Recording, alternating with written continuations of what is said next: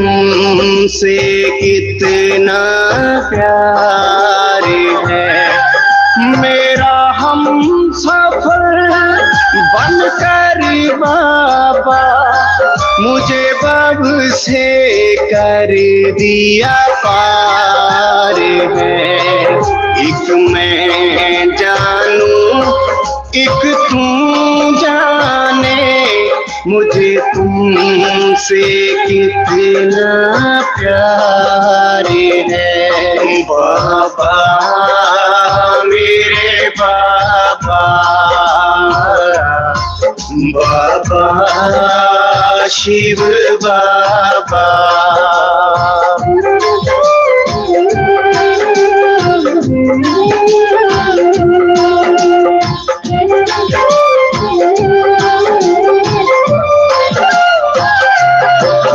मैं भटका था उन राहों पे जहाँ मंजिल न ठिकाना था, ना जीवन का कोई मोल था।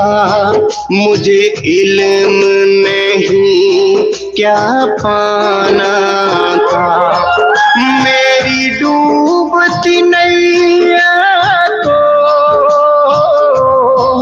तूने लगाया पार है। एक मैं जानूं एक तू जाने मुझे तुमसे कितना प्यार है। बाबा मेरे बाबा, बाबा शिव बाबा।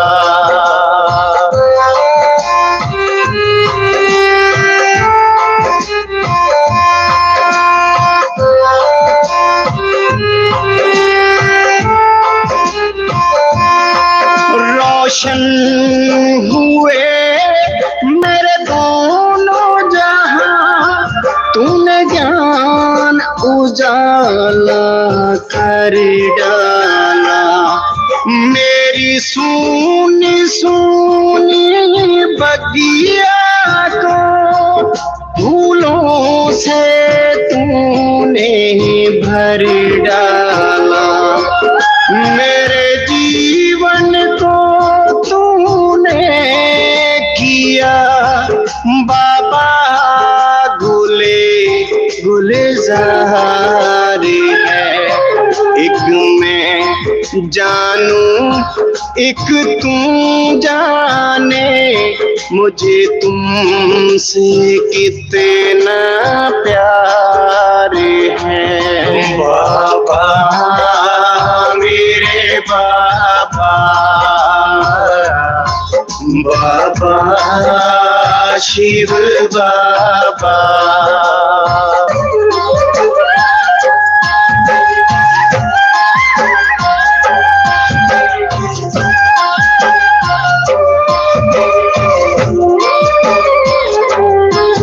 मेरा आत्मज्ञान का दीप जला, नई सोच नया जनून मिला। मेरे जिस्म से रूह तक उतर गया, मुझे तुमसे जो सुकून मिला। तेरा हाथ सदा मेरे सिर पे रहे, तू ही मेरा संसार है।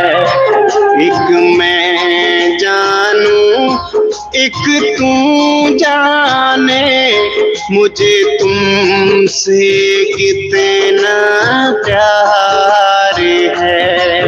एक मैं जानूं एक तू जाने मुझे तुमसे कितना प्यार है। बाबा मेरे बाबा, बाबा शिव बाबा।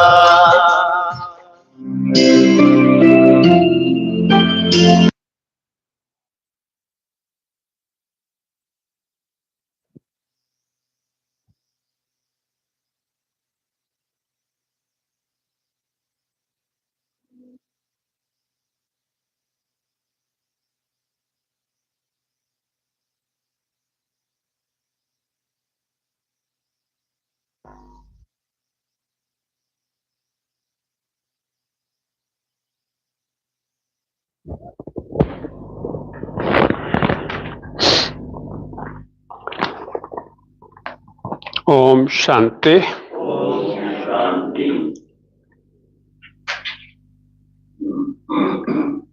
आज है 22 जनवरी 2024। आज तो पूरा भारत राम में हुआ पड़ा है।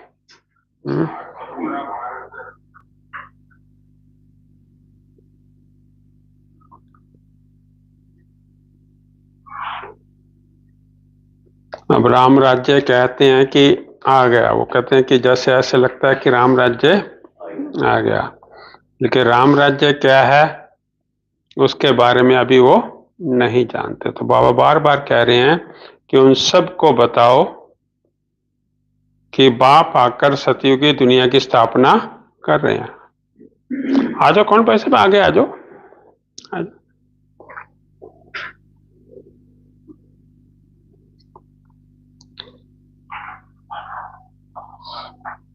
आज प्यारे बाबा बोले, मीठे बच्चे तुम्हें संपूर्ण पावन बनना है, इसलिए कभी किसी को दुख नहीं दो, कर्मेंद्रियों से कोई विकर्म ना हो, सदा बाप के फरमान पर चलते रहो। तुम्हें संपूर्ण पावन बनना है, इसलिए कभी किसी को दुख नहीं दो, कर्मेंद्रियों से कोई विकर्म ना हो, सदा बाप के फरमान पर चलते रहो। आज की मुरली से प्रश्न है, पत्थर से पारस बनने की युक्ति क्या है? कौन सी बीमारी इसमें विघ्न रूप बनती है? पत्थर से पारस बनने की युक्ति क्या है?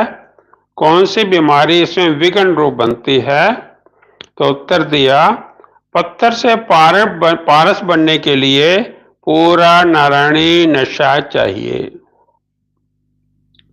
देह अभिमान टूटा हुआ हो, यह देह अभिमान ही कड़े से कड़ी बीमारी है। जब तक देही अभिमानी नहीं तब तक पारस बन नहीं सकते। पारस बनने वाले ही बाप के मददगार बन सकते हैं। फिर दूसरा पॉइंट कहा, सर्विस भी तुम्हारी बुद्धि को सोने का बना देगी, इसके लिए पढ़ाई पर पूरा टेंशन चाहिए। सर्विस के लिए भी क्या चाहिए? पढ़ाई पर पूरा टेंशन चाहिए। ओम शांति। रूहानी बच्चों प्रति रूहानी बाप सावधानी देते हैं कि बच्चे अपने को संगम योगी समझो। सतयुगी तो नहीं समझेंगे। तुम ब्राह्मण ही अपने को संगम युगी समझेंगे, और तो सभी अपने को क्या समझते हैं? कलयुगी समझेंगे। बहुत फर्क है सतयुग और कलयुग, स्वर्गवासी व नरकवासी। तुम तो ना स्वर्गवासी हो ना नरकवासी हो, तुम हो पुरुषोत्तम संगमवासी। कौन है सब? इस संगम युग को तुम ब्राह्मण ही जानते हो और कोई नहीं जानते। तुम भले जानते भी हो परंतु भूल जाते हो।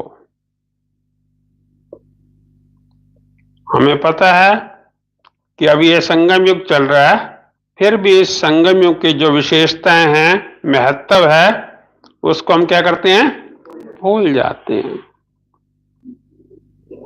और मनुष्यों को फिर कैसे समझाएं? वो तो रावण की जंजीरों में फंसे हुए हैं, राम राज्य तो है नहीं। रावण को जलाते रहते हैं, इससे सिद्ध है कि रावण राज्य है। राम राज्य क्या है और रावण राज्य क्या है, ये भी तुम अभी समझते हो नंबरवार। हम में से भी समझते हैं लेकिन नंबरवार। तो बाप आते हैं संगम युग पर, तो ये भेंट भी अभी की जाती है, सतयुग और कलयुग की। कलयुग में रहने वालों को नरकवासी और सतयुग में रहने वालों को स्वर्गवासी कहा जाता है। स्वर्गवासी को पावन और नरकवासी को पतित कहा जाता है। तुम्हारी तो बात ही निराली है। तो तुम इस पुरुषोत्तम संगम युग को जानते हो, तुम समझते हो कि हम ब्राह्मण हैं। वर्णों वाला चित्र भी बहुत अच्छा है, इस पर भी तुम समझा सकते हो। कौन सा वर्णों वाला चित्र?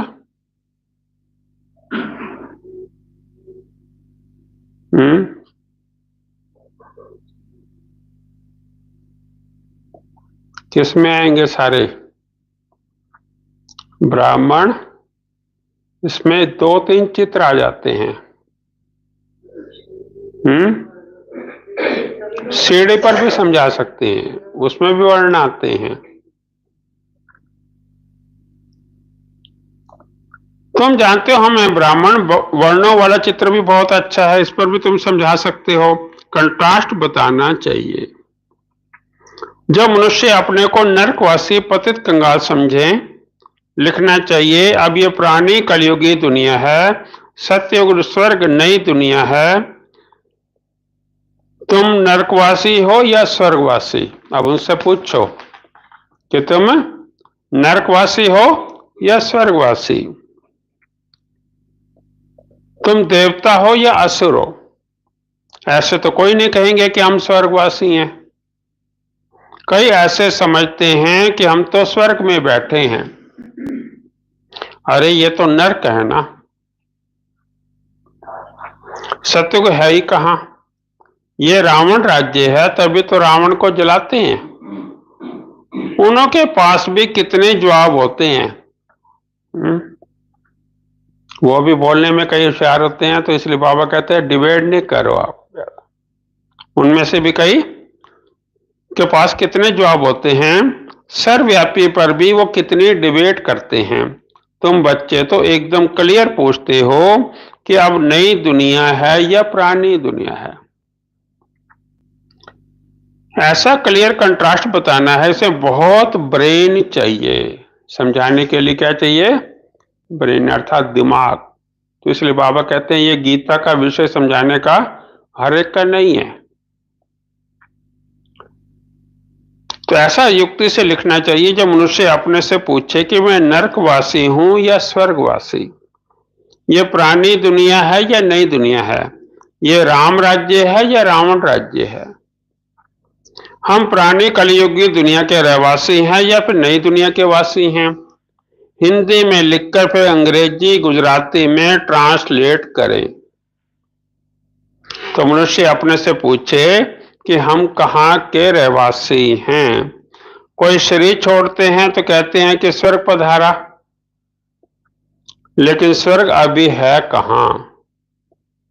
अभी तो कलयुग है, तो जरूर पूर्व जन्म भी यही लेंगे ना।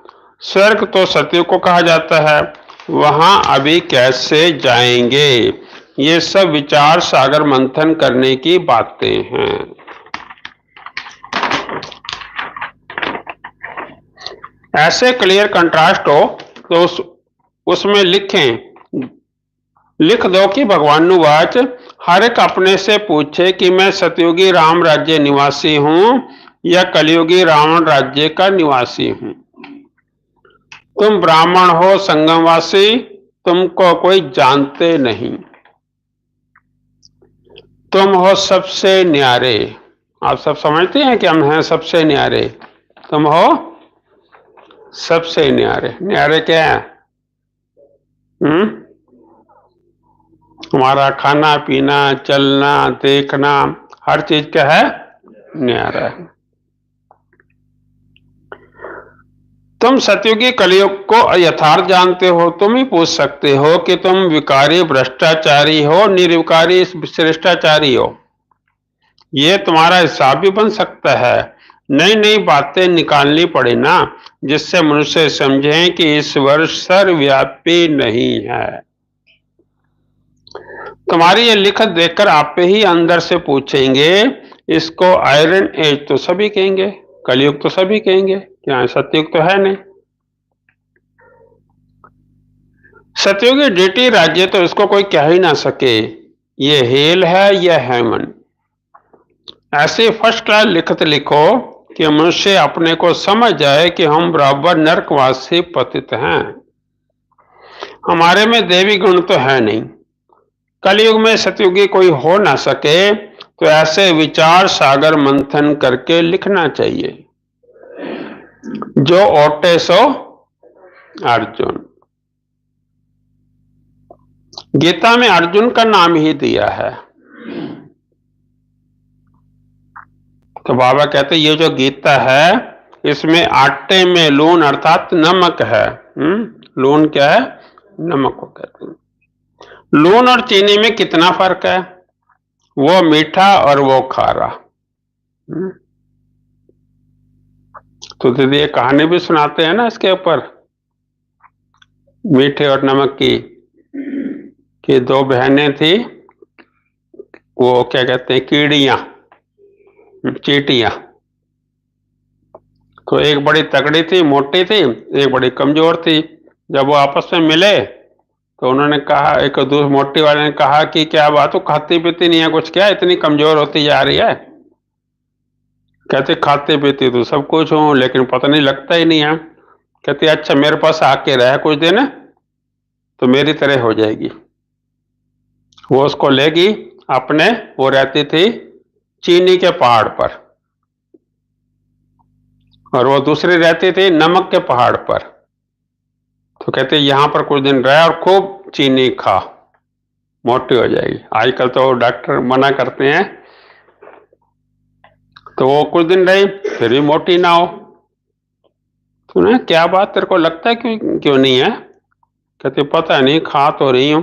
फिर उसने कहा मुंह खोल जरा। उसने देखा, मुंह खोला तो उसके साइड में एक नमक की डली रखी हुई थी। कहते पहले इसको निकाल। जब वो नमक पूरी तरह से निकाला तो फिर वो थोड़ा सा उसका असर हुआ। तो इसलिए बाबा भी क्या कह रहे हैं कि इसमें क्या है, आटे में लून। तो वो क्या करता है, वो असर तो करता ही है, छोटा सा भी थोड़ा सा भी होगा तो असर करता है। लून और चीनी में कितना फर्क है, वो मीठा वो खारा। श्री कृष्ण भगवान वाच लिखकर गीता ही खारी कर दी है थोड़ा सा, लेकिन है सारी खारी। मनुष्य कितना दलदल में फंस पड़ते हैं, बेचारों को ज्ञान के राज का पता ही नहीं है। ज्ञान भगवान तुमको सुनाते हैं और किसी को भी पता नहीं। नॉलेज तो ये बहुत सहज है, परंतु भगवान पढ़ाते हैं ये भूल जाते हैं। टीचर को ही भूल जाते हैं, नहीं तो स्टूडेंट का भी टीचर को भूलते नहीं है। घड़ी घड़ी कहते हैं बाबा हम आपको भूल जाते हैं। बाबा कहते हैं माया कम नहीं है, तुम देह अभिमानी बन पड़ते हो, बहुत विक्रम बन जाते हैं। ऐसा कोई खाली दिन नहीं जो विक्रम ना होते। ऐसा कोई दिन नहीं होता जिस दिन विक्रम ना होते हों। एक मुख्य विक्रम ये करते हो कि बाप के फरमान को ही भूल जाते हो। बाबा के महावाक्य क्या करते हैं, हमें वही भूल जाते। ये भी क्या हुआ, विक्रम। बाप फरमान करते हैं, मन मना भाव अपने को आत्मा समझो, ये फरमान मानते नहीं तो जरूर विक्रम ही होगा, बहुत पाप हो जाते हैं। बाप का फरमान तो बहुत सहज है,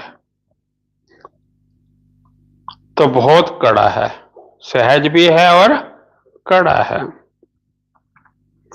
कितना भी माथा मारे फिर भी भूल जाएंगे, क्योंकि आधा कल्प का देहमान है ना। 5 मिनट भी यथार्थ रीति याद में बैठ नहीं सकते।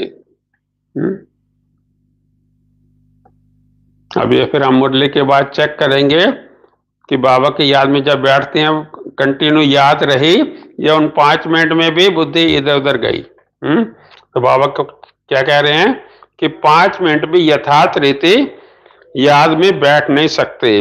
अगर सारा दिन याद में रहें फिर तो कर्मातीत अवस्था हो जाए। बाप ने समझाया इसमें मेहनत है। किसमें? याद में। तुम वो जिस्मानी पढ़ाई तो अच्छी रीति पढ़ते हो, हिस्ट्री ज्योग्राफी पढ़ने की कितनी प्रैक्टिस है, परंतु याद की यात्रा का बिल्कुल ही अभ्यास नहीं। अपने को आत्मा समझ बाप को याद करना ये है नई बात।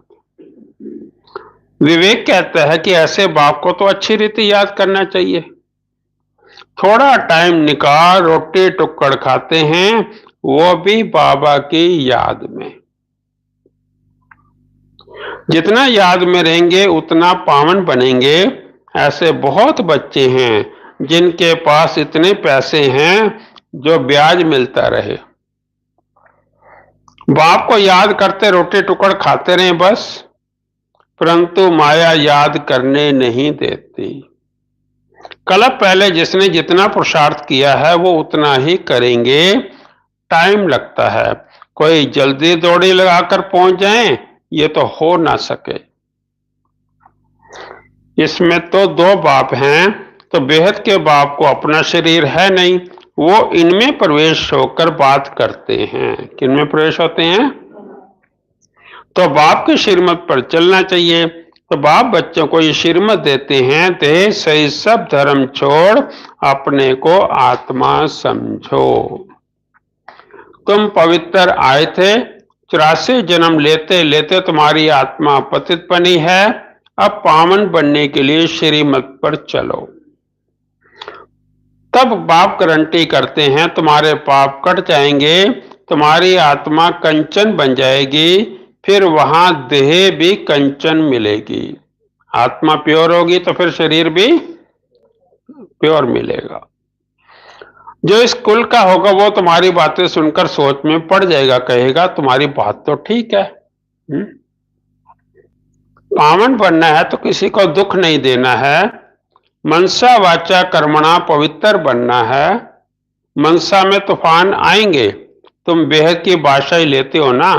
तुम भले सच बताओ व ना बताओ, परंतु बाप खुद कहते हैं कि माया के बहुत विकल्प आएंगे। बाबा कहते हैं सोच में तो आएंगे, परंतु कर्मेंद्रियों से कभी विकर्म नहीं करना। कर्मेंद्रियों से कोई पाप नहीं करना है। तो ये कंट्रास्ट की बातें अच्छी रीति लिखनी चाहिए। श्री कृष्ण पूरे 84 जन्म लेते हैं और शिवपुरम जन्म नहीं लेते। वो सर्वगुण संपन्न देवता है, ये तो है ही बाप। तुमने देखा है कि पांडवों के चित्र कितने बड़े बड़े बनाए हैं। इसका मतलब है कि वो इतनी बड़ी विशाल बुद्धि वाले थे। बड़े चित्रों का मतलब बताया बाबा ने आज कि विशाल बुद्धि वाले थे। बुद्धि बड़ी थी, उन्होंने फिर शरीर को बड़ा बना दिया है। तुम्हारी जैसी विशाल बुद्धि और कोई की हो ना सके। तुम्हारी है ईश्वरीय बुद्धि। हमारी बुद्धि कौन सी है? ईश्वरीय बुद्धि। भक्ति में कितने बड़े बड़े चित्र बनाकर पैसे बर्बाद करते हैं, कितने वेद शास्त्र उपनिषद बनाए, कितना खर्चा किया। तो बाप कहते हैं तुम कितने पैसे गवाते आए हो। बेहद का बाप उलाना देते हैं, तुम फील करते हो कि बाबा ने बहुत पैसे दिए। बाबा ने हमें बहुत पैसे दिए, राजयोग सिखलाकर राजाओं का राजा बनाया। वो जिस्मानी पढ़ाई पढ़कर बैरिस्टर आदि बनते हैं, फिर उससे कमाई होती है। तो इसलिए कहा जाता है नॉलेज सोर्स ऑफ इनकम है। ये ईश्वरीय पढ़ाई भी सोर्स ऑफ इनकम है, जिससे बेहद की भाषाएं मिलती है। भागवत रामायण आदि में कोई नॉलेज नहीं है, एम ऑब्जेक्ट ही कुछ नहीं। बाप जो नॉलेजफुल है वो बैठकर तुम बच्चों को समझाते हैं, ये बिल्कुल नई पढ़ाई है। वो भी कौन पढ़ाते हैं? भगवान। नई दुनिया का मालिक बनाने के लिए पढ़ाते हैं। इस लक्ष्मी नारायण ने ये पढ़ाई से ही ऊंच पद पाया है, कहां राजाई और कहां प्रजा। कोई की तकदीर खुल जाए तो बेड़ा ही पार है। स्टूडेंट समझ सकते हैं कि हम पढ़ते हैं, फिर पढ़ा सकते हैं या नहीं। पढ़ाई पर पूरा अटेंशन रखना चाहिए। पत्थर बुद्धि होने के कारण कुछ भी समझते नहीं हैं। तुमको बनना है सोने की बुद्धि। वो उन्हों की बनेगी जो सर्विस में रहेंगे। ब्याज पर भी किसी को भी समझा सकते हो। बेहद के बाप से बेहद का वर्षा लो, भारत स्वर्ग था। ये कल ही की बात है, कहां 5000 वर्ष की बात और कहां लाखों वर्ष की बात। कितना फर्क है। तुम समझाते तो हो तो भी समझते नहीं, जैसे बिल्कुल ही पत्थर बुद्धि है। ये ब्याज तुम्हारे लिए जैसे एक गीता है, इसमें ही सारी पढ़ाई है। मनुष्यों को तो भक्ति मार्ग की गीता ही याद रहती है। अभी तुम जो बाप द्वारा गीता सुनते हो, उससे तुम 21 जन्म के लिए सदगति को पाते हो।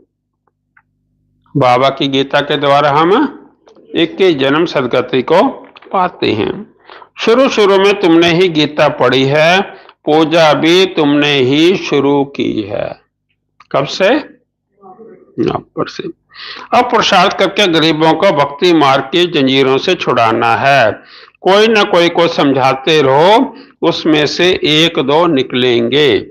अगर 5-6 इकट्ठे आते हैं तो कोशिश करके अलग अलग फॉर्म भराए, अलग अलग समझाना चाहिए।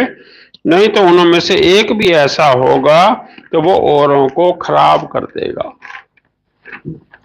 कोर्स करने का बाबा तरीका बता रहे हैं कि इकट्ठे कोर्स मत कराओ, अलग अलग कराओ, नहीं तो एक बोलेगा दूसरे की बुद्धि भी वो खराब कर देगा। तो फॉर्म तो जरूर अलग भराओ। 1-2 को देखे भी नहीं तो वो समझ सकेंगे। ये सब युक्तियां चाहिए, तभी तुम सक्सेसफुल होते जाएंगे। धर्मा बहन जी, बाबा तरीका बता रहे हैं कैसे कोर्स कराओ। इकट्ठे मत कराओ। तो बाप भी व्यापारी है। जो होशियार होंगे वो अच्छा व्यापार करेंगे। तो बाप कितना फायदे में ले जाते हैं। झुंड इकट्ठा आए तो बोलो फॉर्म अलग अलग भरना है। अगर सब रिलीजियस माइंड हो तो इकट्ठा बैठाकर पूछना चाहिए, गीता पढ़ी है? देवताओं को मानते हो? तो बाबा ने कहा है भक्तों को ही सुनाना है। हमारे भगत और देवताओं के भगत वो जल्दी समझेंगे। पत्थर को पारस बनाना कोई ये मासी का घर नहीं है। देह मान कड़े से कड़ी बहुत गंदी बीमारी है। जब तक देह मान नहीं टूटता है तब तक सुधारना बड़ा ही मुश्किल है। जब तक देह मान नहीं टूटा है तब तक सुधरना बड़ा ही मुश्किल है। इसमें तो पूरी नारायणी नशा चाहिए। हम अशरीरी आए, अशरीरी बनकर जाना है। यहां क्या रखा है? बाप ने कहा है मुझे याद करो, इसमें ही मेहनत है, बड़ी मंजिल है। चलन से ही मालूम पड़ता है कि अच्छे मददगार बनेंगे, कल्प पहले मिसल। अच्छा, मीठे मीठे सिक्के लदे बच्चों प्रति माता पिता बाप दादा का याद प्यार और गुड मॉर्निंग। रूहानी बाप की रूहानी बच्चों को नमस्ते। नमस्ते नमस्ते नमस्ते। सदा रहो बाबा की याद में हंसते। धारणा के लिए मुख्य सार क्या सुना आज? कोई विकल्प नहीं करना और बॉल का तो ही मानी बनना है और याद में पवित्र बनाना है तो बाबा कहते हैं कि याद में पारस बुद्धि बनाना है तो याद में रहना है। तो पहला पॉइंट बाबा ने कहा मनसा वाचा कर्मणा पवित्र रहना है, कर्मेंद्रियों से कोई विकर्म ना हो, इसकी संभाल करनी है। आत्मा को कंचन बनाने के लिए याद में जरूर रहना है। आत्मा को कंचन बनाने के लिए याद में जरूर रहना।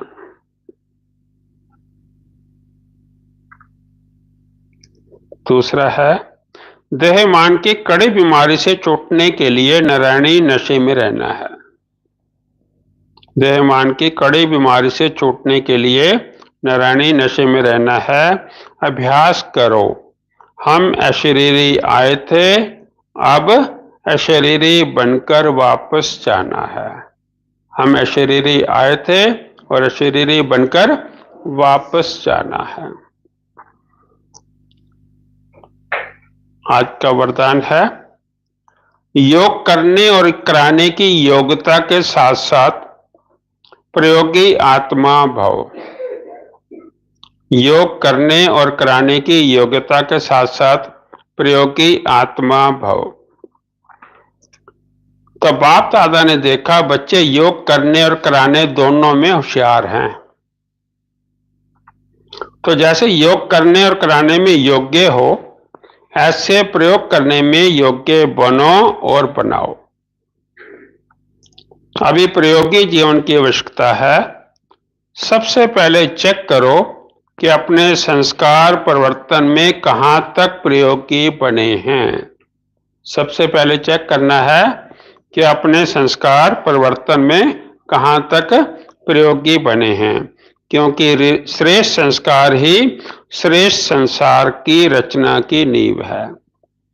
श्रेष्ठ संस्कार ही श्रेष्ठ संसार की रचना की नींव है।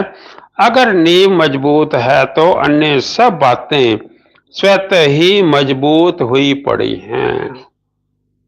बिल्डिंग बनाने से पहले क्या देखा जाता है कि इसकी नींव जो है मजबूत है, तो फिर बिल्डिंग भी मजबूत ही बनेगी।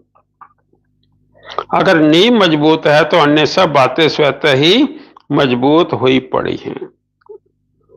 आज का स्लोगन है अनुभवी आत्माएं कभी वायुमंडल व संग के रंग में नहीं आ सकती। अनुभवी आत्माएं कभी वायुमंडल व संग के रंग में नहीं आ सकती। तो आज का व्यक्ति साइलेंस द्वारा डबल लाइट फरिश्ता स्थिति का अनुभव करने के लिए पॉइंट दिया। सदा खुशी में झूलने वाले, सर्व के विघ्न हरता व सर्व की मुश्किल को सहज करने वाले तब बनेंगे जब संकल्पों में दृढ़ता होगी और स्थिति में डबल लाइट होंगे। मेरा कुछ नहीं, सब कुछ बाप का है। जब बोझ अपने ऊपर रखते हो तब सब प्रकार के विघ्न आते हैं। मेरा नहीं तो निर्विघ्न। अगर मेरा कुछ नहीं है तो क्या रहेंगे? निर्विघ्न। अच्छा, ओम शांति। तो अभी क्या करना है, क्या याद रखना है? सिर्फ बाबा याद रखना है और कुछ भी याद ना। ये चेक करना है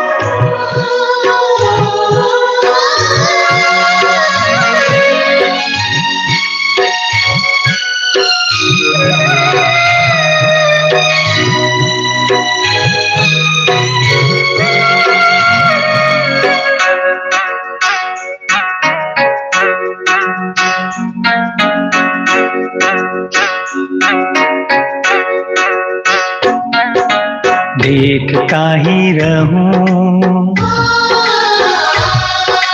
देखता ही रहूं मीठे बाबा तुम्हें, एक पल भी ना अपनी पलकें झुके।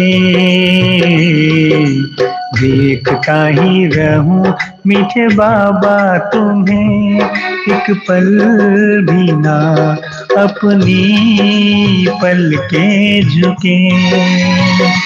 प्यारी दृष्टि तुम्हारी बेहद प्यारी, पाकर नैन मेरे छलक उठे।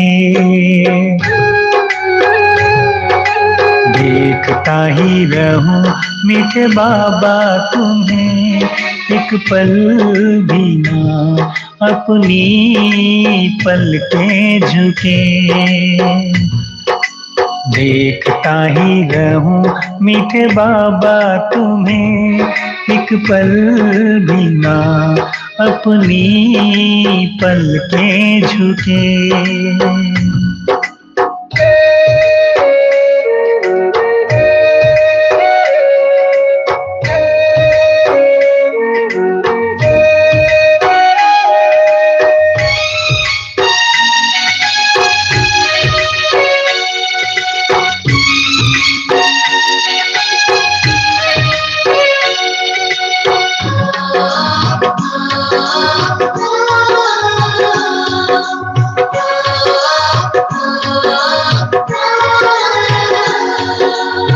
सामने मेरे बस तुम ही तुम हो,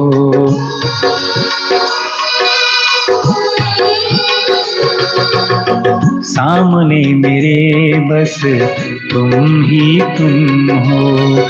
जैसे चांद अपनी किरणें बिखेरे हुए, कितना आनंद ये प्यारा अनुभव। तन मन क्या जग भी भुलाए हुए, सारा जहां ये देख नजारे, फरिश्तों के भी काफिले रुके। देखता ही रहूं मीठे बाबा तुम्हें, एक पल भी ना अपनी पलकें झुके।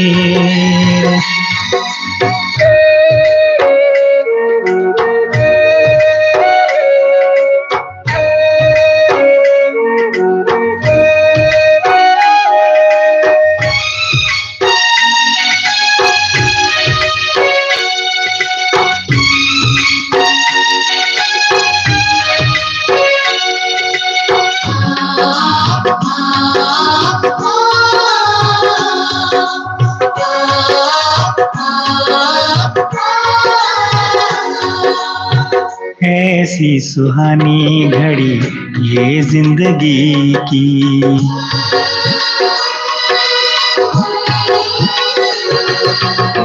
ऐसी सुहानी घड़ी ये जिंदगी की।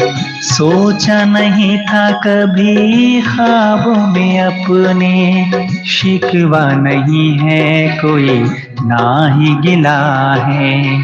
जब से बसे हो बाबा आंखों में अपने, करके इजहार दिल का तुमसे बाबा, प्रीत का संगीत दिल में गूंजे। देखता ही रहूं मीठे बाबा तुम्हें, एक पल भी ना अपनी पलकें झुके।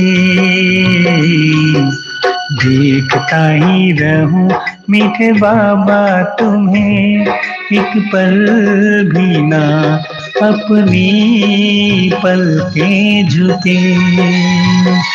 प्यारी दृष्टि तुम्हारी बेहद प्यारी, पाकर नैन मेरे छलक उठे। देखता ही रहूं मीठे बाबा तुम्हें, एक पल भी ना अपनी पलकें झुके। देखता ही रहूं मीठे बाबा तुम्हें, एक पल भी ना अपनी पलकें झुकी।